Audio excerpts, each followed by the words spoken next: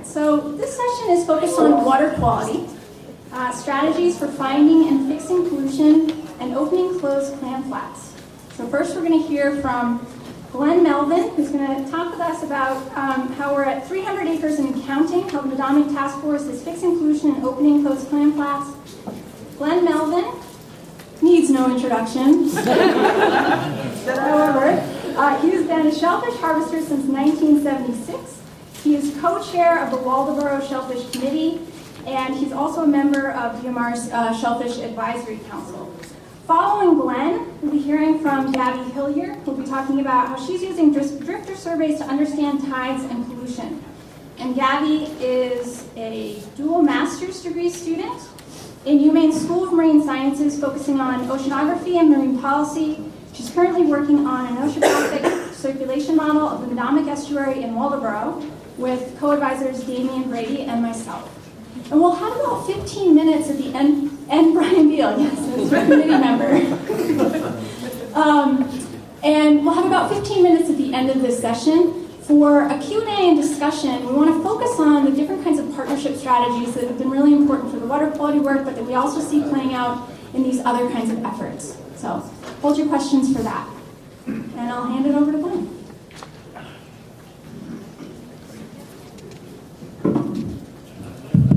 Thanks, Marty. I went with a wireless microphone so I could wander around. Yeah, you want to turn me down? What else is new, right? Quiet it down. You gonna click through this? Okay, well, think about what we just did. We just gave a clam digger a microphone. I'm not sure how that's going to work out for us, but we'll give it a shot anyway. My name is Glen Melvin. I've been a clam digger since 1976. No dinosaur jokes. I am co-chair of the Waldoboro Shellfish Committee, and I am on the Shellfish Advisory Council. I am the shy one that never speaks on the council, if you ever go to the meetings. I'd like to take you back to fall of 2012, if I could. It was after a hot tide. We have 150 clam diggers in Waldoboro. So after the tide, your odds of meeting people back at the landing are pretty high. And everybody's tired, everybody's throwing out sly remarks and jokes and all that neat stuff. And usually it's the same old stuff that ask me if I got a girl license or if I'm wearing mascara. And I tell them that it's going to be funny when it gets out that a girl just kicked your ass. So this stuff goes back and forth at the landing all the time. And a guy walked by me, his name's Dan Tarr, and he's from Piston. And he stopped for a minute and he looked at me and he said, "Glen, are we going to be doing this 5 years from now?" And I started to smile, and I thought to myself, that's not funny. See, the Medomak was closing very fast. We were becoming a very big conditional river. A conditional river is a river that gets 1 inch of rain, and then it closes for 2 weeks. So the river shuts down. If you get an inch during the 2 weeks, it could re-trigger, and it'd be another 2 weeks. The river was moving down, the lines were moving down. So we were concerned that this could be the grand finale of clam. So I thought about it for quite a while. Everybody here, I'd like to have you think about what you made last year. Pick a number in your head, roughly, of how much money you actually made, how much you brought in. And cut it in half, and then give it back. Because in 2009, we were shut down half the year. I don't know how long you can stick with any job at half pay. We had 6,000 clammers in the 80s. We have 1,700 now. A lot of people have moved on. It's not a sustainable resource with pollution shutting you down for half the year. So I went home and I thought about it for quite a while. And I got madder as I thought about it. And I did what all clam diggers do with most of the events in their life. I blamed the DMR. It's their fault.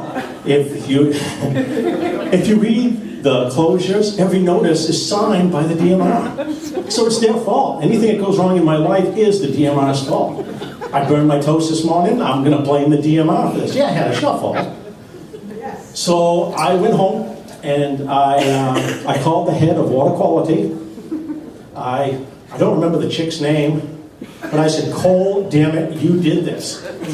I said, "You're shutting us down. We will be a full depuration river in 5 years." 150 jobs, over 150 jobs, 170 jobs between the two numbers, and we bounce back and forth. And we're going to be done in 5 years at the rate we're going. I was a little hostile about it probably, and when I got there I said, damn you. And she said, Glenn, I didn't pollute your river. So I said, Cole, help me. What are we going to do about it? This is the #1 shellfish town in the state, and it's going to go under. And it's Waldoboro's largest employer. No other business in Waldoboro employs more people than clamming. She said, I'm going to give you some information. She said, you can do with it what you want, but here's something for you to think about. She said, if you want to clean up the town, she said, you are going to need somebody bigger than us. We only have jurisdiction 500 feet from tidal water. She said, you need people like the DEP. She said, maybe if you've got farms, the Department of Ag. She said, you need a much bigger project than what the DNR can do for you. So I thought about it for a minute. She said, one more thing before I let you go. She said, the state will not listen to an individual. She said, but they would listen to a town. And I said, loud and clear, got it. So I hung up the phone. I sat down and I hand wrote 3 long letters. I wrote one to the DEP, I wrote one to the Department of Marine Resources, and I wrote one to the Department of Agriculture. And I sat and looked at them. For all you people that don't know me or are not familiar with Waldoboro, I'm kind of a nut job. I don't have both oars in the water. There are wires up there that aren't connected. But see, that works for me because people will give me what I want and what I ask for just to get me the hell out of their lives. So that is a good thing. That works for me. So I grabbed my 3 letters. I went down to the town manager. It was John Spear at the time. I walked in and I said, John, I want these on Waldoboro letterhead. I want them stamped with Waldoboro's official stamp. I want it mailed from Waldoboro, and I want your name on it, take mine off all the literature. And he said, if I do that, will you go? And I said, well, yeah, I guess so. He said, get the hell out of my office. So we mailed these out to the state, these 3 letters. Go ahead. No, back to the end. So we formed what was called the Medomak Project. These were the people that were involved. It's the Department of Environmental Protection, the Department of Marine Resources, Department of Ag. The Medomak Land Trust joined in because they have a great interest in cleaning up the river. They didn't want it polluted any more than we did, although it may have been for different reasons. We had the Waldoboro Sewer District because we were going to end up going through the town sewer as well as everyone's personal sewer. And we had, of course, the Waldoboro Shellfish Committee. I'd like to thank Avden for joining in and all the work that he's put into this project. And the town of Waldoboro itself. So now we have a task force. We're going after this pollution. We have 78 square miles of land. We have 5,000, roughly, people that live in the town of Waldoboro. And we are going to come up with an idea and a plan to clean up the river for everybody's sake. And as selfishly, this is for my personal income. So, go ahead. Our first shot that we went for was house to house. And Phil Garwood was the head of the project because he was DEP, and we figured he had the most jurisdiction. So he could go on someone's land and do a lot better than, say, I went there. No one wants a clam digger in your backyard. And he had all the DEP stuff with the authority to do it. So we went through house by house, every house that's on the river. Then we had to do the streams, because if you think about it, the streams feed the river. So we followed every stream miles back, house to house. We laid out the maps, the drainage maps, the sewer maps, and how the town was structured, because not everybody was required to be on the town sewer, depending on when their stuff went in, whether they were grandfathered or not. So we spent hours and hours doing this. I can't thank Phil Garwood enough. I wish he was here. I'd make him stand up. He put in a lot of work and many miles of walking, up and down places, some places that he wasn't welcome. Waldoboro can be a rough town, and a lot of people, sometimes they don't want you there. And he checked it all out. We found 30 or 40 problems. I'll call them problems because I thought to close miles of river, I'm expecting a drainage, like 6-inch pipe that's directly going into the river. And the things we found were small. They all helped, and they're all good things to fix, but they were real small and not really the smoking gun that I was hunting for. So for me, it was getting frustrated as we were going because I keep wanting to find the smoking gun. One of the things we did is we smoke bombed the streets because we wanted to see if we had a broken pipe in the Maine sewer system itself. And this is kind of cool. This is when you take a great big smoke bomb, you drive it down in a manhole, and you put a fan on the top of it. And it will blow all the smoke down the road, down the pipes, and if everything is working correctly, it will actually come out of the stink pipe in all the houses. So this is like Christmas, man. I'm looking at all kinds of smoke and pouring out. This is cool as hell. So we smoke bomb the streets. And there again, we found 1 or 2 problems, but nothing like I'm thinking we're going to find. And the frustration set in even more because we put so much work into it. The tests were getting better, but like I said, for some reason, because this is miles and miles of clam flats and water and many gallons per mile, I'm expecting this thing has got to be big. And we could not find it. We brought in the Department of Ag, and they went with all the farms that were on the river and backed the animals off the farms and put in buffer zones. So we planted, stuff that was good to get rid of the pollution to give the buffer zone to the river. So I thought at this point in time, as arrogant as I am, that we'd be done by now. I'm figuring 6 months, a year tops, we'll find the big pipe, we'll drive an end cap on it, life moves on. They open the river back up. I'll blame the DMR for something else. Someone said that they came out with, or they had these dogs that could smell for pollution. I'm thinking, yeah, right, this is going to work. But they have them out of Portsmouth. The name of the company is FB Environmental. We actually hired them because we did not have a better option at the time or a better thought to go for. The name of the dogs is Logan and Sable, as you see. And we wandered through the town for a day while these dogs are sniffing for pollution. They can tell the difference. They only fire on human pollution. So they wandered through the town. They're wicked cheap. They're $2,500 a day. Something for you to think about if you're thinking of hiring Logan or Sable. Bring your piggy bank. We went through the town. We found more stuff. We ruled out places. We had trailer parks. We had other ideas and other thoughts. We still didn't find the smoking gun that I was hunting for, that the river was hunting for. We worked hard and didn't seem to get as far ahead as what I was hunting for, and it was frustrating, like I said. That's why I wrote it on the thing. We ran out of ideas. Okay, we've wandered the town. We've turned it upside down as far as we were concerned. We smoked the streets. We smoke bombed the streets. We paid $2,500 a day for dogs to go through the town. Frustration set in again. So, go to the next slide. As I was thinking about this one day, I was walking around the landing down there, and as I was walking around the town landing, which is obviously right on the river, there was dog crap everywhere on the landing.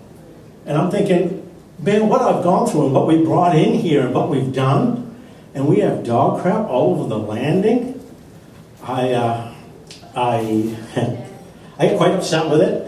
We had already put up signs that said, clean up after your dog. There was dog crap beside the signs. But welcome to Waldoboro. So it became a big battle. I sat down and called a pretty reporter from Village Zoo, and we did a story on it to try to make it more available for people to understand what we were doing. It ended up turning into like a small town battle, where you have the people that think they should walk their dog anywhere they want to. They pay the taxes, right? And you have us that don't only wanted the landing. The town of Waldoboro is 78 square miles. We were asking for a couple acres just to keep the dogs off for the good of 150 jobs, the good of all the kayakers and all that stuff. The battle lasted a couple months. It got quieter as time went on, and people started to understand what we were doing instead of just banning their dogs. We ended up putting up the signs. Our biggest opposition to this was the town manager at the time. She now works in Rumford. No one wants to fight with 150 clam diggers, so we had a pretty good group to go. We took a vote, we kept the dogs off the landing. So dogs are banned, it was labeled pets, but as you can see, it says no pets allowed on the landings, and the landings are now clean. The water samples, as foolish as it is, started to get noticeably better, which quieted down everybody that had opposed us in the times before. So our water samples are getting better at this point in time. We also put porta potties on both landings. These are paid for by the clam diggers. This is not paid for by the town of Waldoboro. The clam diggers themselves got together and paid for the porta potties to try to clean up the river. Just another effort or another possibility. Like I said, we were running out of ideas and options and doing the best we can to come up with the next thought. We had a lot of meetings, a lot of head ideas, back and forth, swapping ideas. And those are the next two things we tried, but the sample started to get better. The captain of the ship, Phil Garwood, started thinking that maybe this pollution isn't human. Maybe you guys got ducks, maybe you guys got birds. Obviously there's a dog problem. Maybe that's going down through the drainage. Maybe this is something that we can't fix because we're obviously chasing the human element. So, the next thing we tripped across, which is a neat thing, is DNA testing. You can take a sample and have it tested, and it'll tell you if it is dogs, birds, or if it's human. It's a little bit expensive. It was 130, 140 bucks a sample, and the only place around here that could do it was UNH. It's not available yet in Maine that I know of, that we knew of. So what we ended up doing, this is a neat thing because this would prove Phil's theory right or wrong one way or the other, right? What to chase and make our life a lot easier. So what we did is we went through the river and we took two samples at the sites. Phil took one set of samples back to the DEP and put it in the lab. I took the other set of samples and went to UNH.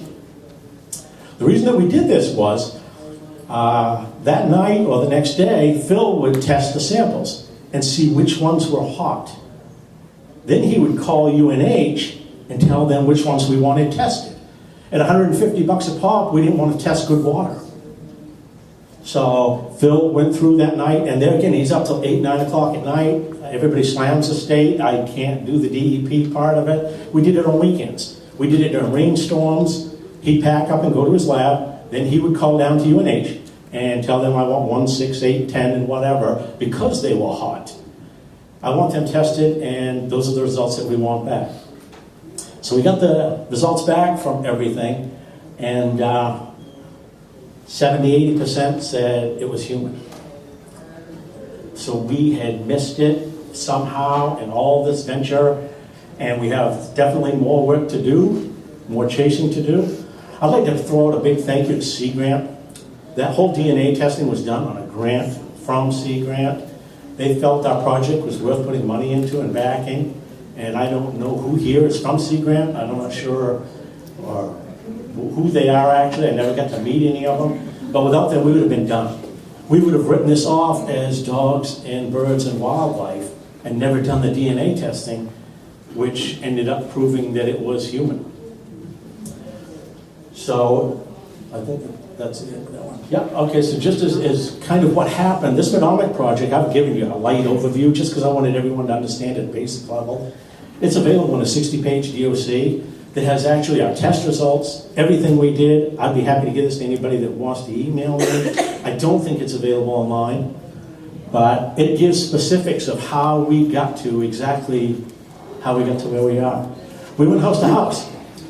We smoke bombed the streets and blew smoke up everybody's house, literally. We hired dogs. Then we turned around and banned the damn dogs and got the hell out of here. We did DNA testing.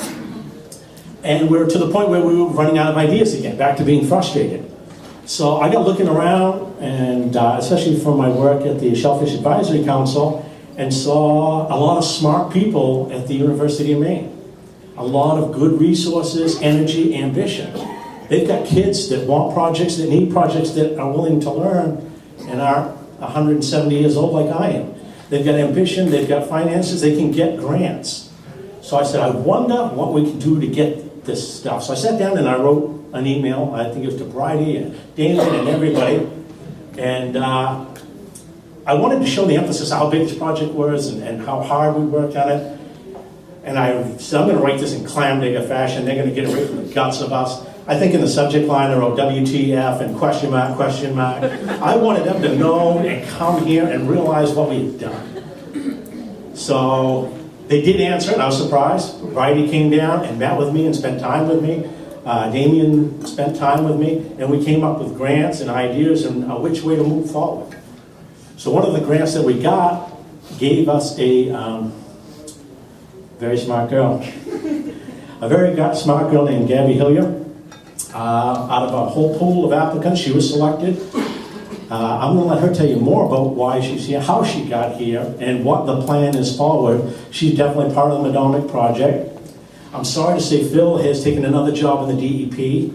The DMR has had turnover, and we lost 2 of the people from the Medomak Land Trust. And that's probably the hardest part. That's more frustration of when you get these projects of losing people halfway through stream that know how the whole thing works and goes. Bringing someone in is great. I love their energy. I love the stuff, but they haven't been there. And it takes so much time to bring them up to speed that the project takes dips. And that's where we were last summer. We didn't have anybody at that level. The good thing about it was Gabby was here and we pursued some drifting stuff, which she's going to tell you about very shortly, as soon as I shut my mouth and get out of here. And learn where the Medomak project has gone forward. So I'm going to let her tell you the future and where we are now, and I appreciate all your time, guys.